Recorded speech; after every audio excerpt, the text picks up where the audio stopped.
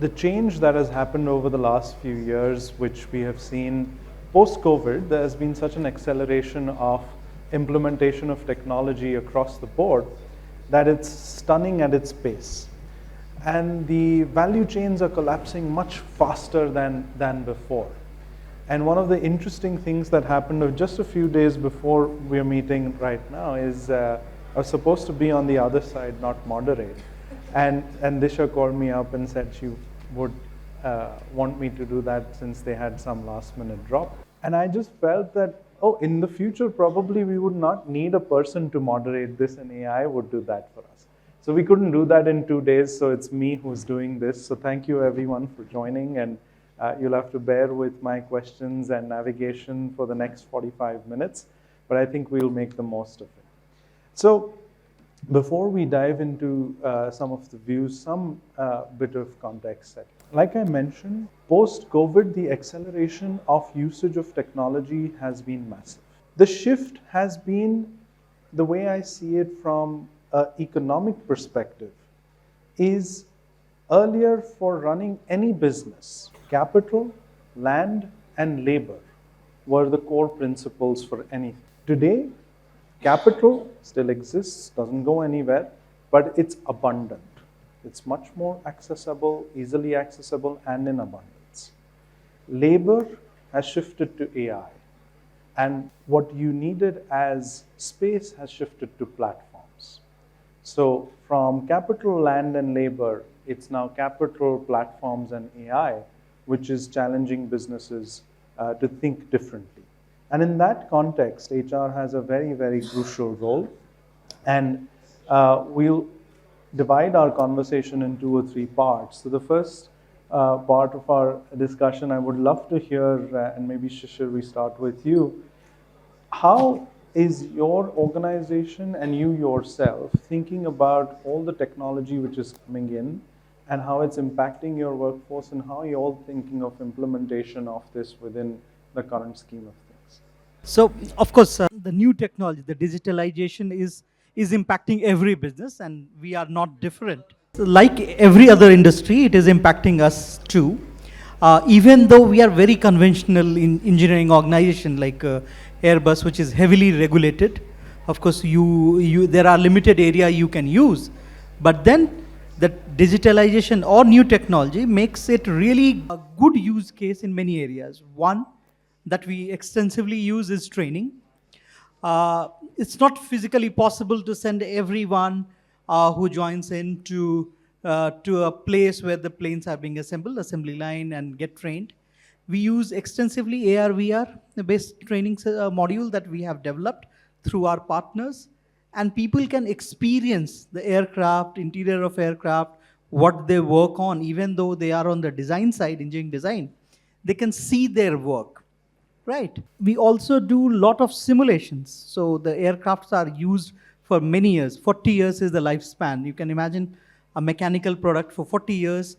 Typically, you would not want to know, but the wings, which is most important component, it develops crack over a period of use. And we use a lot of AI. We call it our product called Simulon. We simulate, and we have AI model to predict when the crack will start coming in, and you can do advanced repair. So many of these areas where the new tools can really make job easy. I mean, of course, AI has great capability. It can do large model modeling or large language modeling very effectively, and can support us with this kind of data. So there are many use cases that we use today, even though it's a conventional engineering organization, Ranjan. That's a great perspective, because a lot of times we don't think of technology or what we're doing in India implying to product organizations. This was something we were discussing even pre-panel. And it's very interesting that our thought process is always that talent will be outsourced, but through AR, VR technology, now training can actually happen from anywhere. So that value chain is also collapsing. So very interesting. And before I get on to any flight in the future, I'm going to call you and ask you if the wings are fine. But just to take from that, and maybe Ranjit, for your perspective, how is then this reshaping any roles within an organization? And is there any need for people to then think about the value proposition for themselves as talent and employees? How are you seeing that? Sure, it's definitely changing. So in fact, I'll give two perspectives here. So in my role in Reliance, first 4 years I was in retail, and last 2 years I've been part of the renewable space. So I'll give you the impact on both sides. For both the industries, we are going through a lot of transformation. For retail, it's a reactive transformation. We are trying to really go back and rewrite the entire workflows and trying to see how the technology is impacting at each area, each role. Which of these are actually getting eliminated or actually automated, and which are them will actually go back to saying that, okay, we'll need more people around it. For the renewable space, we have the luxury of writing the work breakdowns ourselves and make sure that we integrate whatever is going to happen tomorrow, today in the processes. In fact, I've seen the roles the JDs getting rewritten in last about 1.5 years for almost about 80% of the roles that I have in my organization. And I think that's a kind of bigger impact. A lot of people are not actually, see, it's like we call it Hindi. People like to talk about AI, ML when they use it. However, most of the people do not want to think how it's going to impact them today and tomorrow. Right. And a lot of people are actually sleeping, I can tell you that. So what we started doing is we started doing team-wise workshops in which we help them rewrite the entire work breakdown, tell them how much of their time is getting spared, how much of their efforts are going to get less right now. And we ask them a very simple question. Now, if this is going to go down, should the salary go down, or you want to add value to yourself? And that's where the penny drops. Right. Okay. And of course, we support them with a lot of current skill learning sessions internally. We have our own platform, and then we also develop on the future skills part of it. It takes time. Of course, there are almost about 20% naysayers who will still say that, okay, I'll continue doing whatever I'm doing. But that's a bigger impact that I've seen. It also helps them, especially to realize what is their value tomorrow and what is that they're going to go. Earlier, when people used to actually keep on asking us about, give us work from home, give us flexibility. Now they are more asking about, okay, tell me how I can add value to myself, what additional certifications can you sponsor me for? So I've seen this shift happening in the last about 1 year or so. Excellent. I think that's a very, very relevant initiative, because ultimately every one of us wants to become marketable, right? And what we can do with all the technology coming in and how we can make ourselves more marketable in the future is very relevant. You know, just as a aside, somebody once had asked me post-COVID that I definitely want to have flexibility in my work. So I said, okay, then we'll be flexible with our compensation as well, and they didn't like it. But anyway, that aside, so Vibha and Rohit, both for you, with all the technology coming in, the ask for flexibility, the gig economy picking up, talent being more dispersed, right? Not contained in captive areas, cities. It's not contained now in that concept either. How are you seeing that impact for you in your organizations, or in general, how do you see this move for talent in the future? So, first of all, thank you for having me here. And rest be assured, you will be here, or you could be this side as well, and maybe some of us would also not be there. And I want to apologize because I can see a lot of people in this forum who are probably much more informed than me. Therefore, it's more of a participation, folks. We are just trying to contribute a little bit of what we know. So it's great to see so many friends here to learn from you. On digital transformation in AI and the impact on the workforce in terms of could be office space, remote, and all that. Just let's take a step back, and if you allow me, if you look at, let's say, AI, okay? First of all, there's a foundational layer of hardware on AI. And I'm going to come to that question. This is important to understand, and some of us already know, but I'm just repeating. Foundation layer are those kind of AI companies like NVIDIA. We're building the hardware for it, right?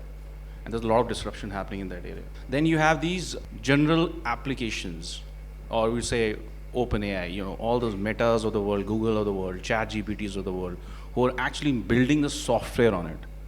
for a lot of companies. And then companies like us, which are Sprinkler. Now what do? We're basically a generative AI application layer organization, which basically harnesses all these Gen AI softwares of the world and uses them as data as a power to help companies to make their customers happier.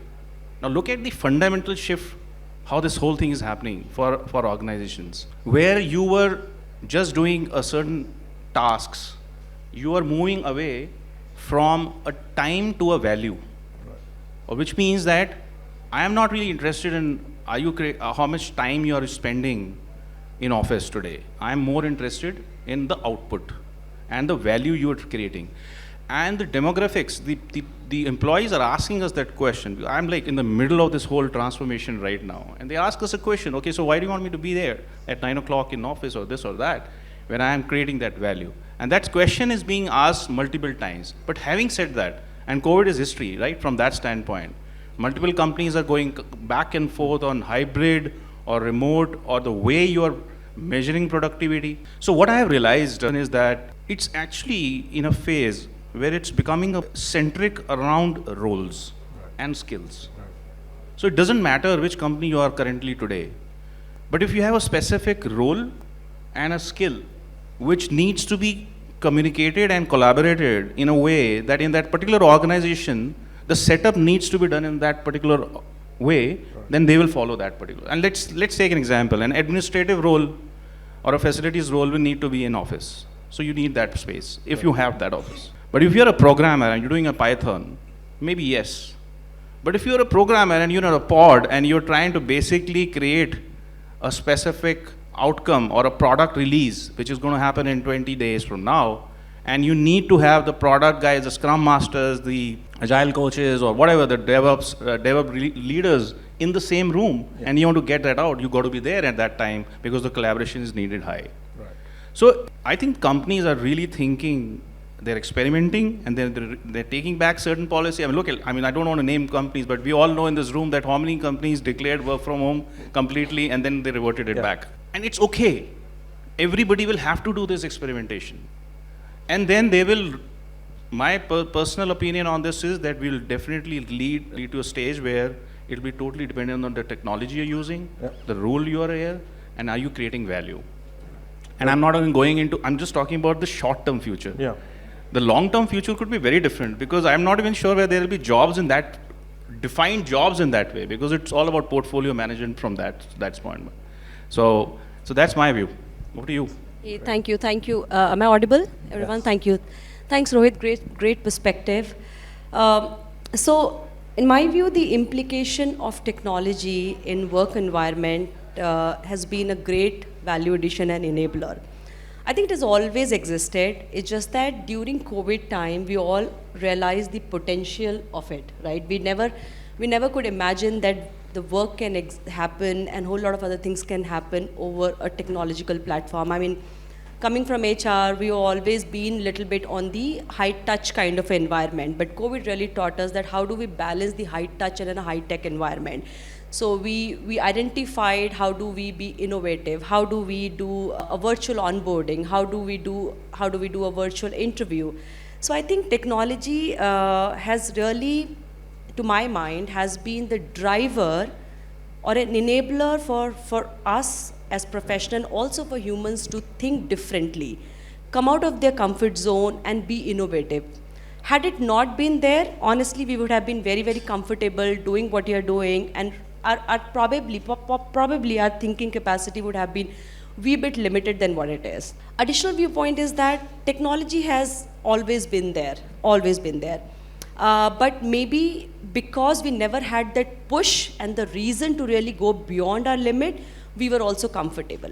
In my mind, what it has really helped us is, I mean, think about it this way, that now the talent pool that we explore is not only limited to the area where we work or the city that we live in. We explore candidate cross geographies. We have ATS, we have HRIS tools.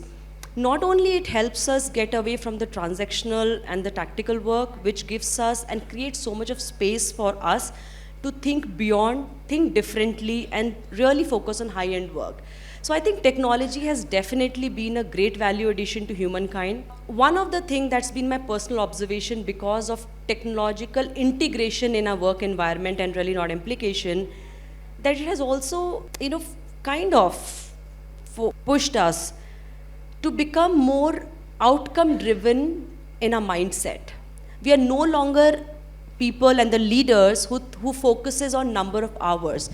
Because technology is something, while it is a blessing, it can also be manipulated. So what do? Can we really go ahead and do a very, very micromanaging work? No, we have to trust people. We have to trust the delivery. So what do? In our minds, we become more outcome-driven leadership. We become more outcome-driven people. We give people their space and we trust them. It has also instilled a more higher value of trust, because we got to trust people with the delivery and not be very, very hell-bent on what are the number of hours they're logging. So that's the broader view of technology integration that I have personally realized. It has helped organization to be less hierarchical driven and more be approachable driven to my mind. So Great perspective. I think what you said, Rohit, is that most organizations are trying to find their context in all of this, right? And that's very important, which was never the case before. All context would have to have been found within the confines of an organization structure and buildings, right? Captive areas. Now those contexts can be found in different portions of the world, like you said, Vibha, and that's really interesting. And the fact that we can do that is only because of technology and nothing else. So with that, the potential is massive, right? And I think Shishir, Ranjit, both of you all are seeing this, and probably all of you actually. We are seeing definitely a shift more towards moving higher up the value chain in terms of work that we do, from what we used to do a decade and a half back in India versus what we are doing today. So how are you seeing that as a shift, particularly, Shishir, at Airbus, and how are you navigating that as well for the talent? So, and the shift has been, and it's a very valid, because we have to move up the value chain, because the cost, we are no more at least looked at as a cost arbitrage. It's also the value that we are adding. And again, like Rohit said, that there is a lot more knowledge in the room than we have here. But from my industry perspective, especially we are a French company, predominantly European, but headquartered at France. And France is not so ahead in terms of digital or digital skills that you find. I mean, it's a very unlike US or other geography. And they have a heavy dependency on people who can combine the digital with engineering. And like the digital has moved ahead, other engineering domains have also moved ahead. They have changed quite a bit. Like if you look at aircraft or any such larger, what you call large size product, they are no more metal or alloy that it used to be. It's a lot more carbon fiber at as high as 40%. Now when you replace metal with a carbon fiber, what happens? I mean, metal, we all know metal for a long time.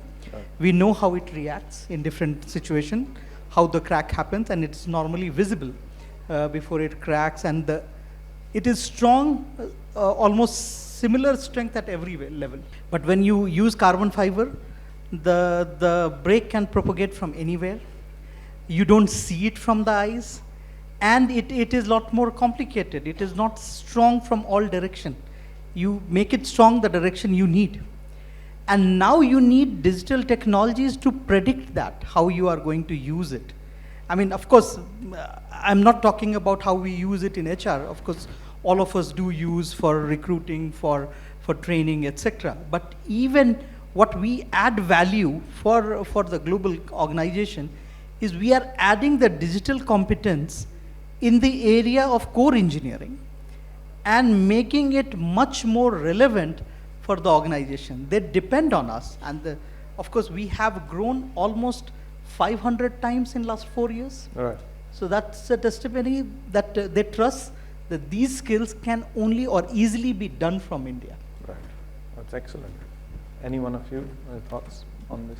I can add. Look, we need to understand fundamentally. I mean, there was I don't remember, there was a study in 2017 that 50% of the jobs in the world can be automated, right? We are today 2024, 7 years gone. And it also said that 800 million jobs will not exist because of that, right? By 2030. So we're just 6 years away, probably, from there. All this data is great, we keep hearing it. But the crux of this whole AI, digital transformation, it's not technology, it's the change of the mindset. It's going to be just continuously happening, guys. So, for example, if I look at my organization, which is deep into Gen AI right now, right? We talk about things like, okay, I've written this code, or I have written these 20 things. How do I automate it further? The human brain is not really structured in a way that it has to do monotonous things. Yeah. We all know this, right? It's a known fact. It's cognitive in nature. So when you're being challenged at every point in time about your skills, you're pushed to the next level, and then to the next level, and then to the next level. And the systems and the systemic approach in the organizations who are continuously monitoring these kind of environmental changes, which is pushing them to go towards, are enabling and making sure the learning inside the organization is happening, so the employees can take away larger skills and complicated skills. For example, critical thinking or cognitive skills which require you to do more automation and think beyond the box are becoming more and more popular right now. Cultural quotient, we never heard about this point. People are trying to think it's an important part of the job ingredients today, right? Because a lot of things will get automated, we all know that, and it's just happening as we speak. But when you are in an organization as HR, I'm assuming a lot of people from HR background here in this room, we continuously try to endeavor that if, for example, data jobs are being automated, but data in itself has to go to the next level. I mean, someone called me the other day in a bank. There was a job called quantum encrypted banking system using quantum economics. And this job never existed in the past. Fractal seismology. These are the kind of roles. One of my friends wanted to go and hunt for a house, and he entered the house and he saw lots of youngsters, some of them from IITs and all that, and they're all having hundreds of gaming consoles in front of them. And he said he had gone to see the house to buy that house, real thing, in Bangalore. And these guys, they said, what do you guys do? Oh, we game. Oh, okay, gaming is a great play. I mean, it's a new field. No. We're not building the game, we're gaming.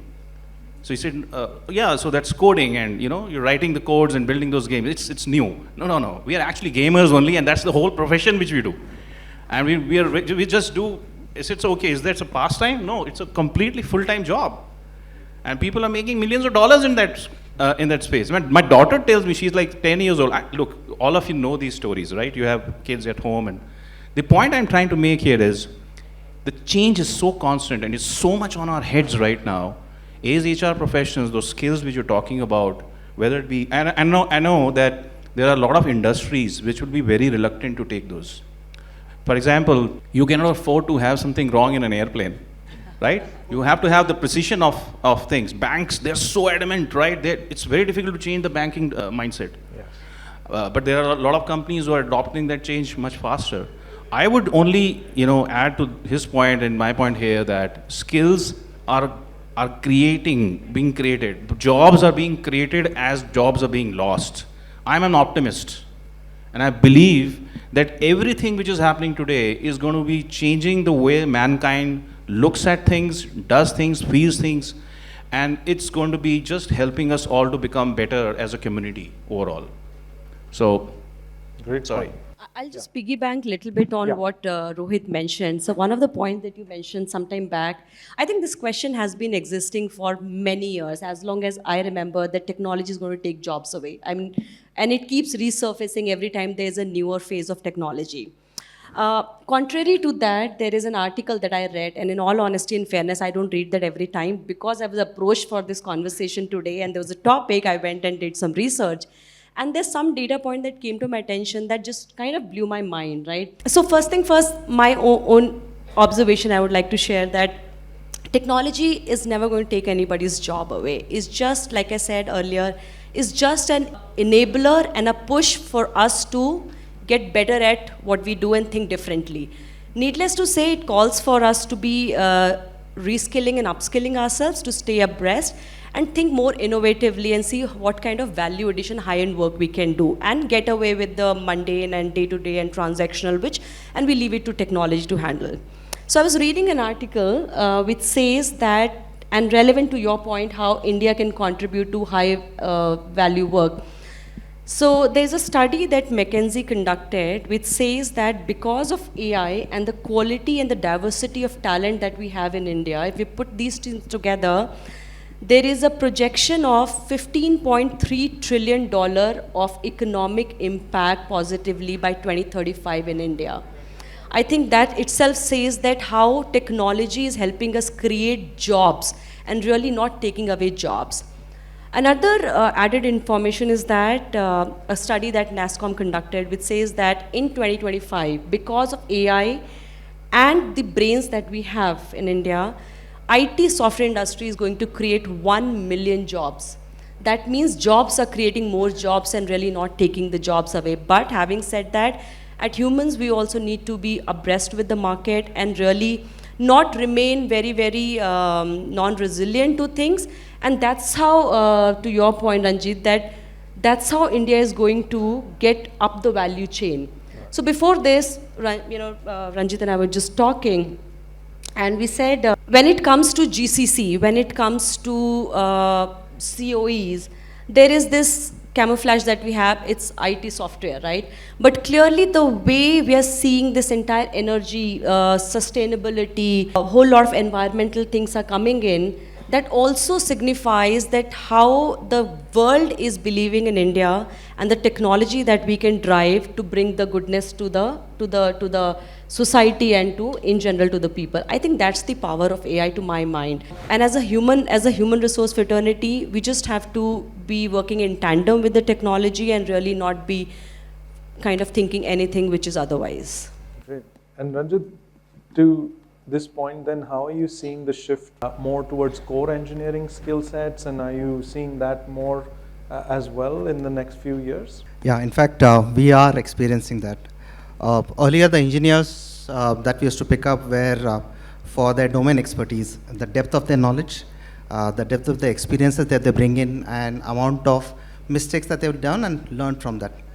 And that's how we would actually pick up people and get them to work. However, in last about 1.5 years, one of the shifts that we've done across, especially the new renewable energy space that I'm currently working in, is we slowly got these people to work with AI, which is the human in loop, and then actually ask them to reflect on what kind of maturity curve they are on the human in loop. Okay. Slowly they started understanding that the knowledge that they have is already there in the AI. All right. And the shift that actually now we are looking at is human on the loop. Is AI would give you all the knowledge. AI will give you all the domain expertise, the depth, the use cases. How do you use it and be on top of that to create applications, to create implications, and come back with a business case for the leadership to decide on it?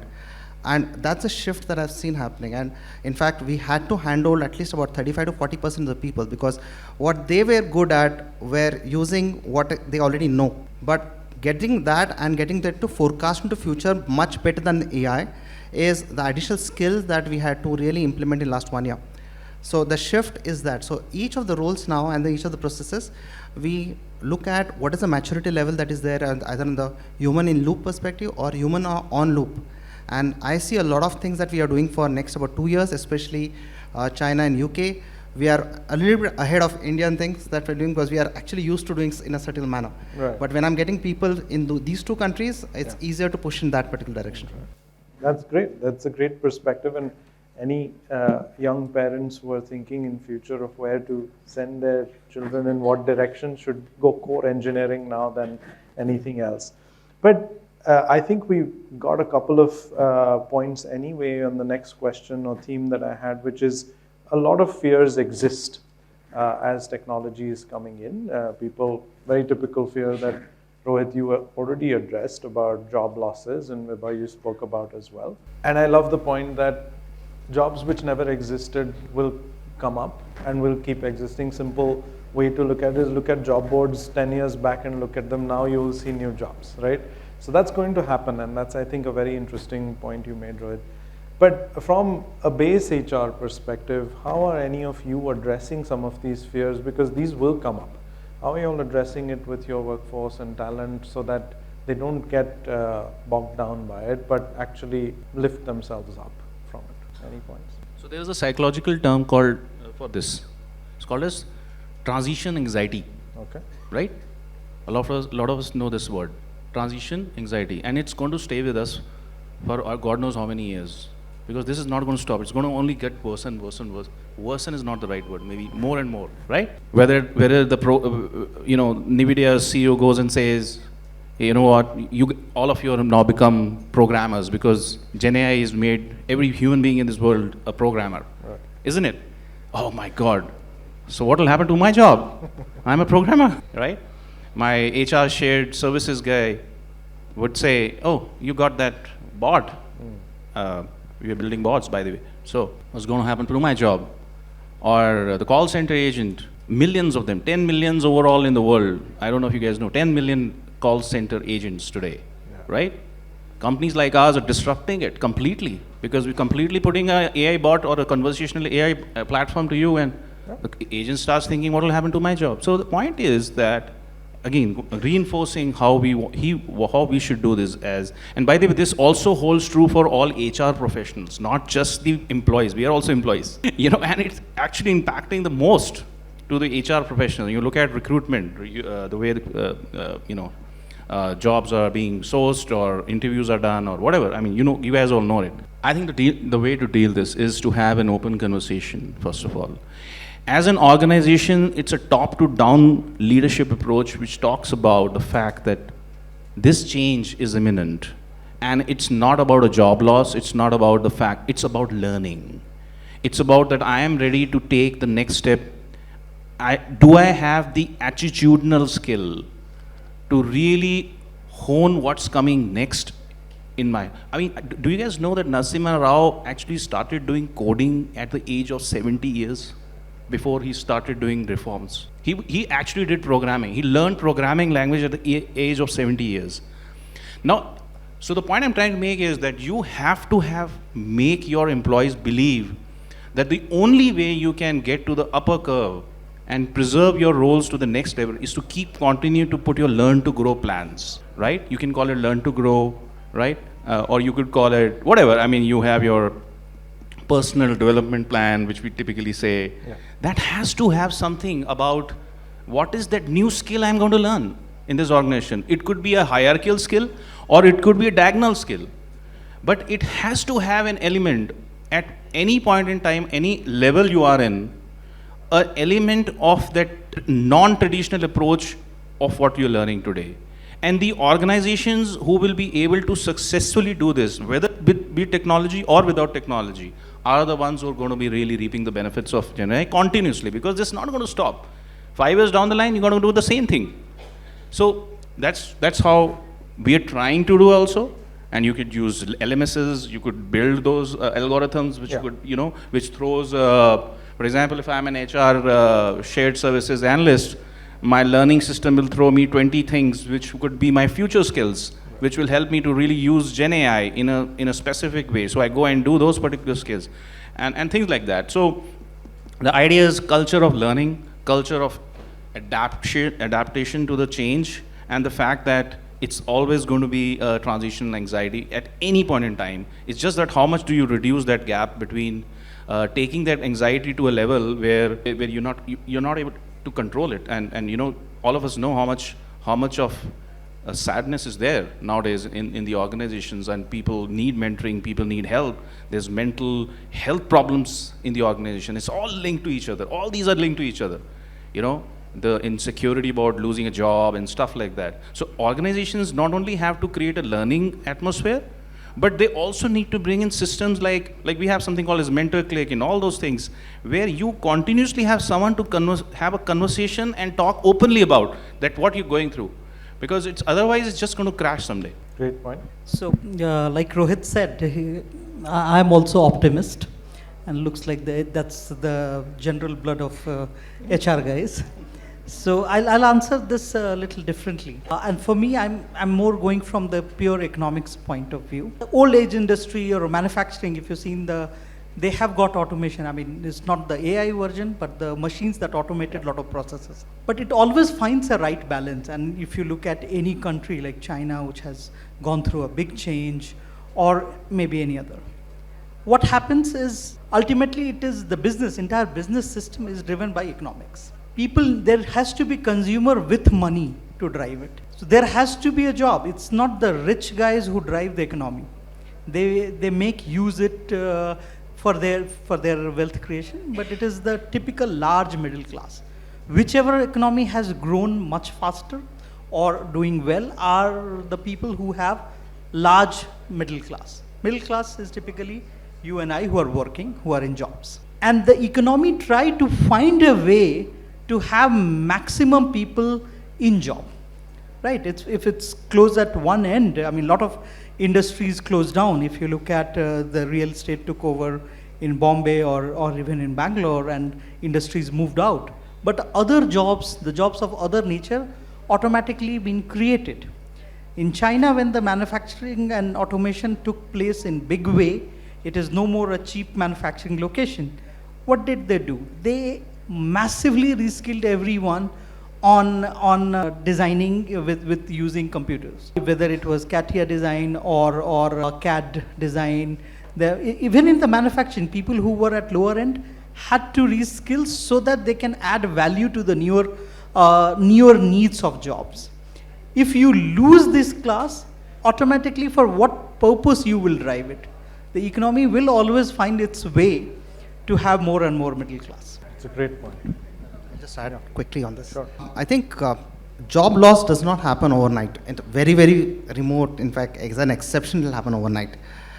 So as a leader, I think it's our responsibility to see in the future. And in fact, there's a question that I ask my fellow CXOs is, do you think that our organization is ahead of the tech curve and the revenue curve over next about 1 year or 2 years? Okay, because that's the confidence that leaders have to have in themselves, in the organization. That's the first thing. Second question that I asked is to the function heads, are they ahead of the tech curve and the value that they bring to this thing, to their organization? Then only the employee will have a comfort, okay, where exactly am I going? See, any kind of thing, whatever you might say, okay, most of the discussion that happens between colleagues, okay, at junior levels, especially with the fears, is negative. And more than 98% of the discussion people do it is with themselves with limited knowledge. So that anxiety that you talked about actually keeps going. Yeah. So if you are to really take care of this, it starts at the top with the leaders, with the function heads. And then we as HR giving a kind of comfort to the people that, okay, I know for this particular job role, this is the kind of lifespan that I see, 6 months, 9 months. Okay, either it's going to go down, get closed, or it has to be scaled up. Now, if I can give that comfort to each of these job role holders today, okay, I think I can quell most of the anxiety. In fact, he will stick with me rather than trying to hunt a job somewhere else and maybe lose a job there. I think that's the entire thing that we started doing it, and I've seen 2 impacts. One, people owning their careers because they know that, okay, they are being taken care of. Second, attrition goes down, and that's the second thing that I've seen across. So I think that's how we've tried to address it. Excellent. Any point? So I think my view is here that if technology is evolving, so do we need to. And it starts with us. The evolvement of technology is unavoidable. It will just continue to get better and better with each day. There will be newer version of it, which will be more enhanced. What it calls for us, like I've been saying it, that how do we take it as an opportunity and get into more of thinkable and research kind of a job, and let these data-driven job be done by technology. The other view that I also would like to share is that, technology, and this is my personal view, I don't know what happens 100 years down the line, but whenever it happens, technology can, to large extent, not 100% replace human. Especially the profession that we are in HR, we need to have a balance between high tech and high touch. Neither of this in extreme will ever be beneficial for the organization. If you leave it to high tech environment, there will be people who will miss the human angle, and there'll be the EQ part of it will go down. And if you leave it to 100% or high touch, then obviously you'll be behind the game in terms of being a technological driven organization. So striking a balance is definitely a great ownership that as an HR professional we own. Great. I think this last part really opened up a host of thoughts in my mind in particular. And one of the telling things that I'm seeing in this, in all of what the four of you have said is that as HR, maybe there's so much focus that we have on reskilling when technology comes in, which is good. We have to have that focus. But I think the first question that HR should ask is of their peers in the leadership, that are you actually creating new offerings for this new technology which is coming in? Only then can you think of reskilling to the new offerings. Otherwise, you would run in one direction and the world will move in another. So I think the role is not just, is heavily talked about, loaded one side on what we do for the talent, but I think what we ask of the business overall as different functions is very, very important from an HR perspective. Great views. Thank you so much for all your views on this topic. I think as an overall theme and philosophy, I was constantly thinking of an example of this to the coffee value chain. I don't know if you all have seen that or read about that, right? And where a coffee bean, one humble coffee bean starts at the farm, it's about $0.012 for a cup of coffee beans. When it moves to getting sorted, roasted, etc., it moves to about 0.10 cents per cup. When you add flavor to it and it gets packaged, that value for a cup rises to about $0.50. And when it comes to a store like Starbucks or any good coffee shop, you add more value by probably loading it with cream and whatnot and sugar, and then you charge $2.50. It's the same with the value chain of work and probably technology. Where do you see yourself placed in this? Because there are jobs across the board, and there's different value that you can gain from it at each step of the value chain. I think as HR professionals, we should help people find where they get placed in that value chain. Not everyone will get pushed to the top, right? So it's important for them to know where they will get placed, and that value chain will keep shifting, like Rohit said, as well each time. So you'll see new jobs on job boards constantly. Thank you so much for everyone's perspective. Thank you, the audience, being so patient with us for the last 30, 45 minutes. Thank you.